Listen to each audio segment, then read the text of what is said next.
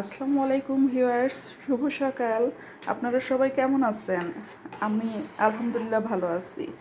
এই তো সকাল সকাল নিয়ে চলে আসলাম আমার বাবার বাড়ির ঝড়ে পড়ে যাওয়া আম দিয়ে, কাঁচা আম দিয়ে আমসত্ত্ব। এই যে আমসত্ত্বর জন্য আমি অলরেডি আম সিদ্ধ চড়াই দিয়ে সেগুলো পেস্ট করে নিয়ে সুন্দর করে এই যে আমসত্ত্বর জন্য আমটা জাল দিয়ে নিচ্ছি। এই দেখেন, এর ভিতরে আমি কালো জিরাও মিক্সড করেছি, মরিচে বাটা মিক্সড করেছি, চিনি, লবণ আর কিছু না।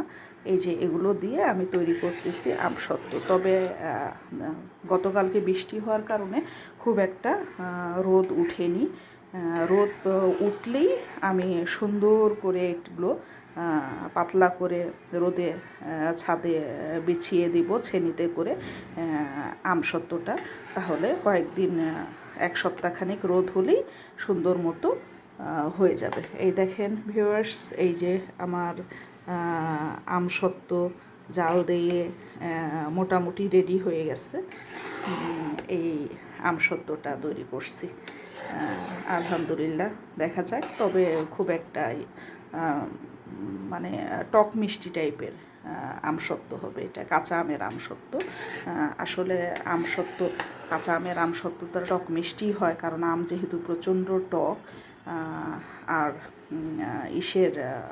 পাকা আম হলে তাহলে মিষ্টি হয়। যেহেতু এখন এগুলো ঝড়ে পড়ে যাওয়া আম, সবই কাঁচা আম, তাই এগুলোর সাথে চিনি মিক্সড করে জাল দিয়ে এই যে আমি আমসত্ত্ব দেওয়ার জন্য অলরেডি রেডি করছি ভিউয়ার্স।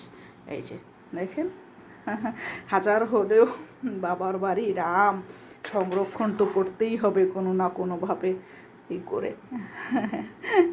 তো এই সংরক্ষণ করার জন্য আমার এই আমসত্ত্ব সকাল সকাল আমসত্ত্ব পুরো রোদ উঠলেই আমি দিয়ে দিব ছাদে, এটা শুকাতে। হ্যাঁ, একটা ছেনিতে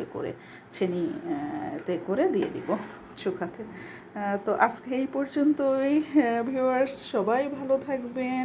আপনাদের জন্য দোয়া রইল, আপনারাও আমার জন্য দোয়া করবেন। আল্লাহ হাফিজ।